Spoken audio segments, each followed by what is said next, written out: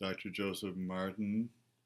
Our topic for discussion and looking at today is mass unconsciousness in society, and what are the roles that individuals are unwittingly playing, and what are the more positive roles that individuals can and need and must take for society to succeed as a human endeavor on Earth.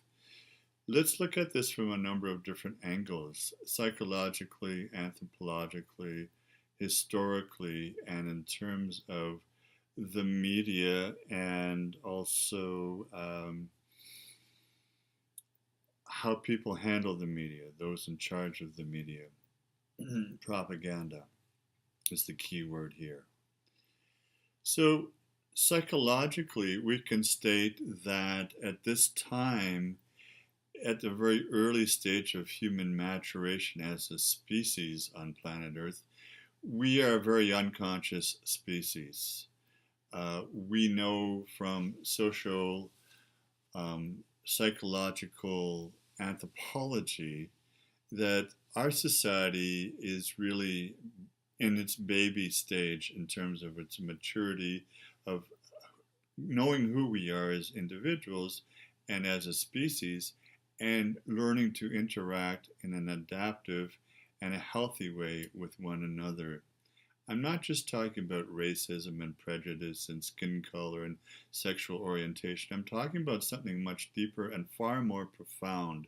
It's something to do with our innate psychological level of maturation as a species over 2 to 4 million years.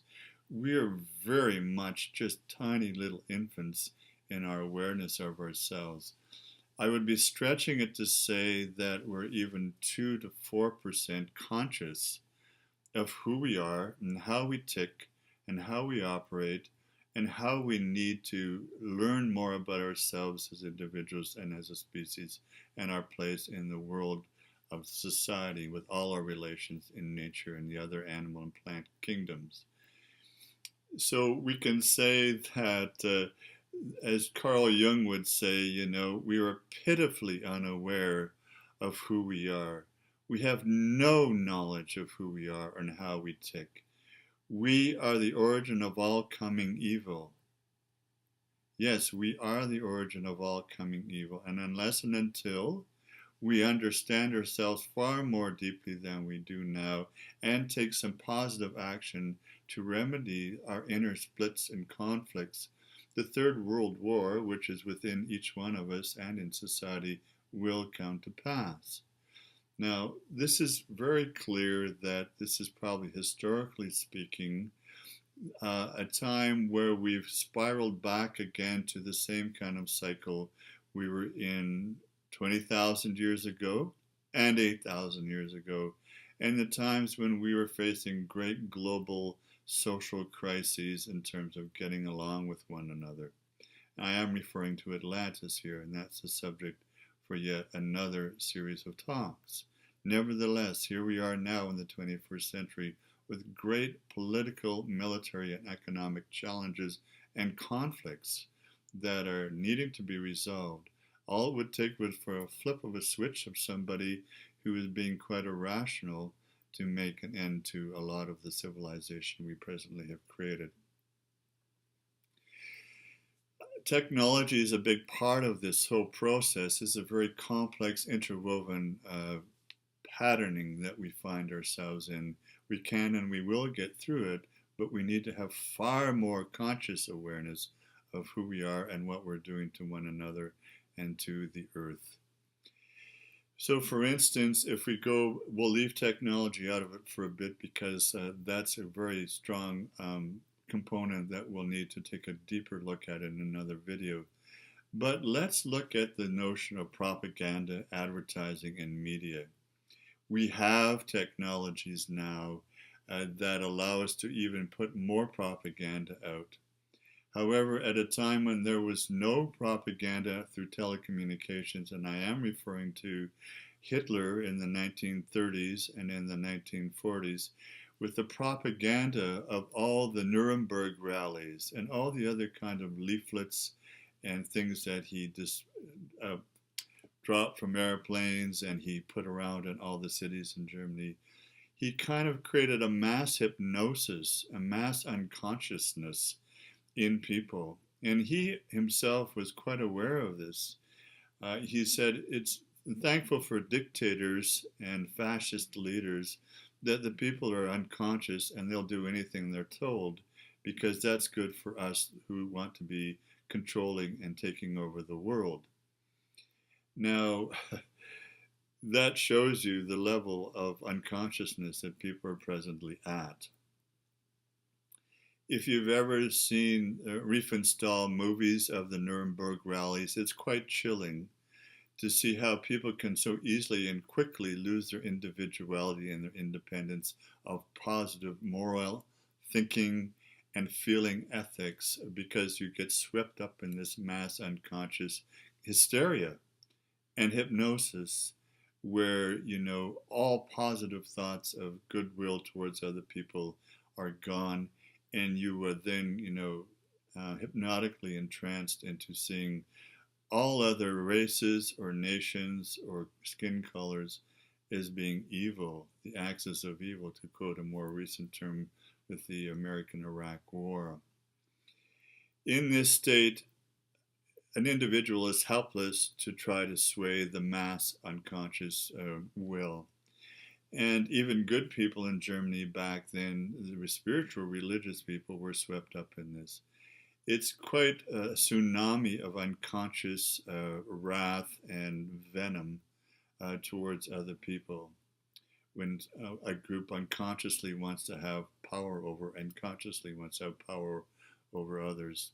And this is why I say we are an unconscious civilization, and we're very much needing to defrag this and analyze this structurally and functionally from a very superconscious point of view, in order to make something different for the generation that we're in now and the time that we're in now. For it's very clear that there's an increasing personal stress that we're all feeling on the planet today. We're getting inundated with the media through advertising, but just the news on television, on radio, and on our iPhones, and anywhere that you're connected into the World Wide Web, or even you're just feeling it psychically and intuitionally and emotionally and kinesthetically, is increasing collective stress and tension that we're all experiencing collectively. We're all concerned about the economy, for certain, since the recession of 2008. We're very concerned about nuclear capabilities in North Korea and Iran and other countries in China as well. We're very concerned about political and possible militaristic kind of enforcements where some nations take over other nations, as has happened in various times recently, like in Tibet or in many other places in the world. We're all wondering and questioning and anxious about what this is about and how we can resolve it in a calm, clear, open-hearted, open-minded way. It's going to take a lot of individuation. That is, this can only be done by individuals, one person at a time. There's no way that this can only be done in a collective way. It will not work.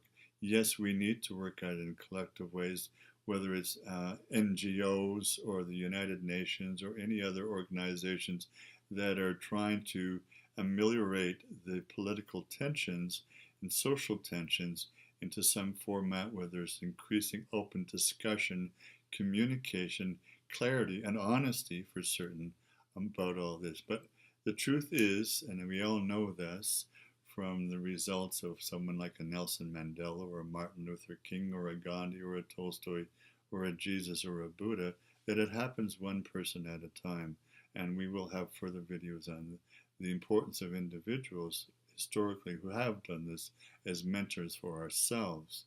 In the meantime, we each need to take responsibility for the internal conflicts within ourselves, to resolve the need for revenge or reactivity or power over someone else in our own sphere of our personal relationships, so that we can diminish the collective need for revenge and war in this time. Very, very important. Consciousness is what it's all about. Increasing super consciousness and awareness, reflectivity is what this is for. I would suggest that the media and advertising are making idiots out of ourselves. They're making us into dupes, into kind of stupid people who are just hacks and we're pawns in the game of the media, whether it's advertising about propaganda that's political or economic or social, or whether it's propaganda just about buying more stuff that we don't need and we can't pay for and increasing our financial debt. All of this means that we have to stop playing the pawn and being idiots about what's being perpetrated by the media. Now, let's point this out quite clearly. In anthropology, we study political rhetoric and propaganda rhetoric, but we also look at it just in terms of advertising in the media from a point of view from my studies personally with Marshall McLuhan. We need to understand that the media itself is the message. Although some of us may assume quite correctly, I believe, that there are 1% of the elite of the world who are in charge of the media and all the forms of telecommunications, that they're trying to pull the wool over our eyes in terms of what is being said or done and the lies and deceit around the banking system or the economic system or the ethics of the corporations and so on vis-a-vis the natural resources in the world. We're aware that, increasingly that this just is not so. But we're not trying to blame anybody here. We're just trying to clarify scientifically what happens to be so from a social, anthropological, historical, psychological perspective.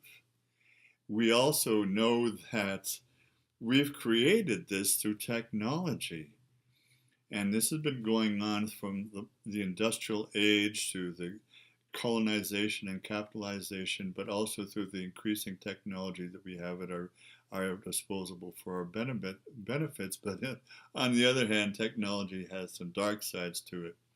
For instance, not only are we humans becoming more robotized and put through assembly lines, whether it's the educational system from JK, SK up through college and university, we're robotized, we're cloned, we're just little machines coming out to feed the transnational corporations in the business world and elite. However, we also know that we're creating, not only are we robotized and we're anonymous and we're like dispensable because you just put another one in the system. If we get fired or thrown out of the office and downsized, they'll just hire somebody else. But more importantly, from a social anthropological point of view, we are getting rid of all the jobs that human beings need to sustain their lives and their family and their livelihood. The postal service is cutting back, and what we're creating, and that's just one example. We are creating a whole line of robots who actually can do the work that we used to do on assembly lines, as if that wasn't kind of dehumanizing enough. Now we're even losing our jobs to robots. So we have HAL the computer in 2001, with the scary kind of intimation that the computers could take over.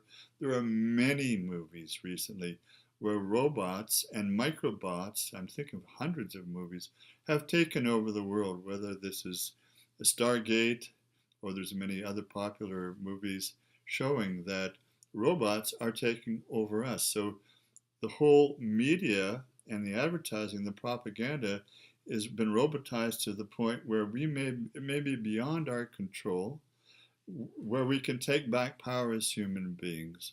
So this is the call to greater consciousness here.